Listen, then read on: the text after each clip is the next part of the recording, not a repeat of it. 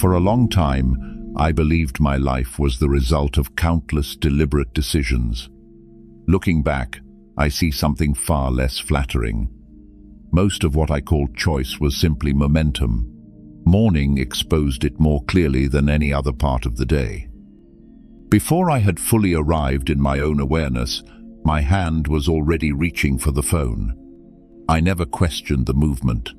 It happened with the quiet certainty of a ritual repeated so often that it no longer required permission. Messages became thoughts, thoughts became moods. By the time I stepped into the shower, my attention no longer belonged to me. It had already been claimed by other people's concerns, other people's urgency, and their unfinished business. Nothing dramatic had happened, but the day had simply begun without me. For years I mistook this condition for ordinary life. I met deadlines, paid bills, returned calls, and kept promises. From the outside, everything suggested competence. There was no visible collapse or obvious crisis that demanded reflection, yet beneath that appearance was a subtler absence. I moved efficiently through my routines while remaining strangely unavailable to the moments that composed them. The pattern revealed itself in ways so ordinary that I almost overlooked them. One evening I was sitting with my family at the dinner table. Conversation drifted around the table while my mind wandered somewhere else entirely, replaying an exchange from work that had ended days before. Then my daughter spoke. She was looking directly at me, waiting for an answer. I realized I had not heard a single word. The silence that followed lasted only a moment, but it unsettled me more than any argument could have. My body had occupied the chair. My attention had been living somewhere else. What disturbed me was not that it had happened. It was that nothing about it felt unusual. This was not an exception. It was a pattern so familiar that I had stopped recognizing it as one. If I could disappear while sitting across from the people I loved most, where else had I been absent without noticing? That question stayed with me. I did not respond by reinventing my life. There was no sudden devotion to meditation, no dramatic retreat into philosophy, no promise that tomorrow I would become a different person. I simply began to watch. At first, the observations seemed almost embarrassingly small. A single email could alter the emotional weather of an entire morning. One careless remark could accompany me for hours, quietly coloring every conversation that followed. I accepted invitations I had no desire to accept, not because I had reflected on them, but because saying yes required less courage than disappointing someone. The more closely I looked, the less freedom I found. My days were filled with movements that felt voluntary until I paid attention to them. Beneath them was something older than intention, habit, fear, expectation, and perhaps memory.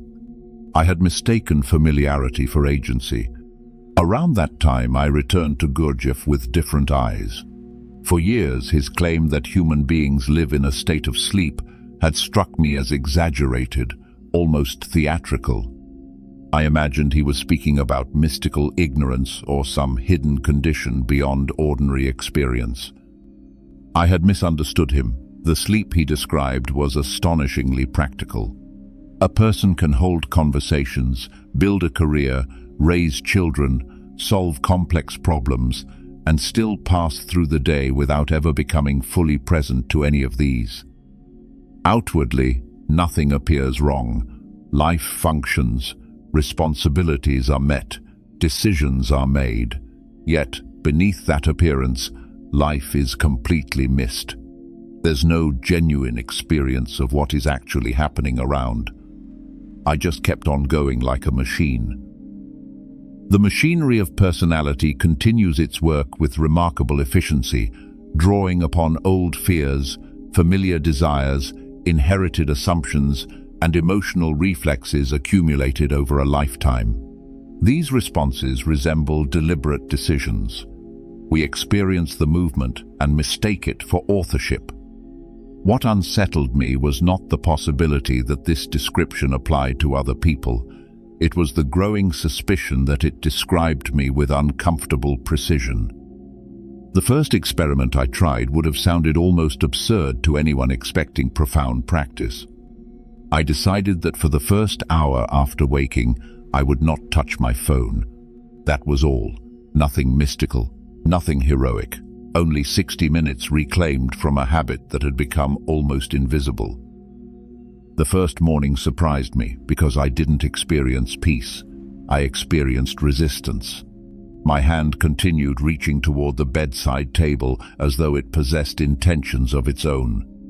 Several times I caught the movement halfway, suspended between impulse and action. Until then, I had assumed those two things were inseparable. I had never noticed that a tiny interval existed between them. The interval was almost weightless, barely noticeable, yet everything seemed to depend upon it. Outside, the city sounded exactly as it always had. Traffic, rush, and someone somewhere beginning another ordinary day. But inwardly, something had changed. My thoughts arrived more slowly. Breakfast tasted less like another task and more like food. The morning no longer belonged to an endless procession of notifications demanding immediate allegiance. The quiet itself felt unfamiliar. Not peaceful, but unfamiliar. It resembled entering a room that had always existed, but had remained crowded for so many years that I had forgotten its actual shape. Only then did a sentence I had admired for years begin to reveal its meaning. Viktor Frankl wrote that between stimulus and response there is a space, and within that space lies our freedom to choose. For a long time I treated those words as elegant philosophy. I appreciated them intellectually without ever encountering the reality they described. Reading them required only a little effort. Living them demanded most of my brain cells. Because that space between stimulus and response is not a philosophical idea, it is an event that appears quietly, often no larger than a single breath. Miss it, and life continues exactly as it always has. Notice it, and something irreversible begins. You discover that awareness is not found at the end of some distant journey. It begins in the smallest hesitation, when an old habit reaches forward and, for the first time, you realize you are not obliged to follow it. The first hour of the morning taught me something I had overlooked for years. Choice does not suddenly appear when life becomes difficult. It reveals itself first in places so ordinary that we usually dismiss them. Once I had seen that small interval between impulse and action, I found myself wondering where else it had been quietly waiting. I did not go looking for profound experiences. I looked for repetition. The next place it appeared was money. For years I described myself as disciplined. I tracked expenses, kept a budget, avoided reckless decisions. On paper, everything suggested someone who acted deliberately. Yet when I stopped looking at numbers and began looking at motives, the picture changed. My spending had less to do with intention than with emotional weather.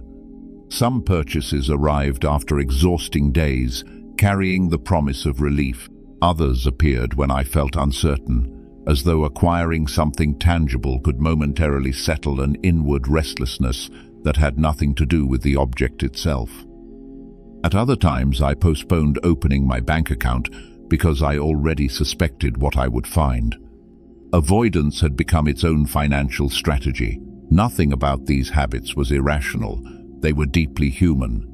That was precisely what made them difficult to see.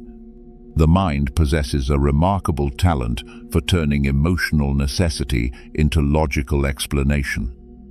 By the time a decision reaches consciousness, the argument defending it is often already waiting. I began asking a quieter question before spending anything. Who is making this decision? Sometimes the answer surprised me. The purchase remained the same. Sometimes it disappeared altogether. The difference was rarely visible from the outside. No one watching would have noticed that anything significant had happened. Yet inwardly, those moments carried an unfamiliar quality. They felt less like reacting to a passing mood and more like participating in my own life. It occurred to me that this was what responsibility had always meant. Not self-denial, not endless discipline, simply remaining present long enough to know what exactly was asking to be satisfied. Work revealed the same pattern in another disguise. For years, I believed I had become dependable because I responded quickly. People praised this version of me, and so did I. Only later did I recognize how much of my identity depended upon being needed. There is a subtle difference between responsibility and perpetual availability. I had confused the two. The crises that filled my days gave me the reassuring feeling of importance. Solving them became evidence that I was valuable. Yet a life organized entirely around urgency slowly loses the ability to distinguish what is urgent from what is essential. I was no longer directing my attention. Circumstances were directing it for me, and that was the reason for my burnout. The shift that followed was almost invisible. Before reacting, I began asking what I had already decided mattered before today's emergencies arrived. The question changed the way I worked. Some requests still deserved immediate action. Many did not. Saying no became less an act of resistance than an act of remembering the life I had intended to live before the world began negotiating with it. Patterns that could be interrupted at work returned with astonishing speed inside the relationships I loved most. A stranger could provoke my patience more easily than someone who knew me well, because strangers touched only the present. Family touched the past as well. Every conversation carried invisible history. A familiar tone of voice could awaken disappointments decades old before a single thought had time to form. Reactions arrived carrying memories I had not consciously invited, as though every previous version of the relationship had entered the room before either of us spoke. No philosophy prepared me for how quickly this happened. Awareness itself seemed slower there. I failed often, far more often than I succeeded. Yet even failure began to change once I could witness it instead of immediately becoming it. Occasionally, I noticed the old reaction gathering before it reached my voice. There was still irritation, anguish, and the instinct to defend myself or to win an argument that no one truly needed to win. But there was also that familiar interval, small enough to disappear if I hurried, large enough to change my life if I stayed with it. Sometimes the response that emerged was gentler. Sometimes it was firmer than anything I would previously have said. Choice is not measured by softness, it is measured by presence. The people closest to me seemed to recognize the difference before they could have explained it. Conversations ended differently. Conflicts lost some of their momentum. Nothing became perfect. Old habits continued returning. They always do. But they no longer possessed quite the same authority. Looking back, I think that was the real beginning of freedom. Not the disappearance of conditioning, but its demotion. The habits remained. They simply stopped being the unquestioned authors of every decision. That difference appears almost insignificant when described in words. Lived over months and years, it rearranges an entire life.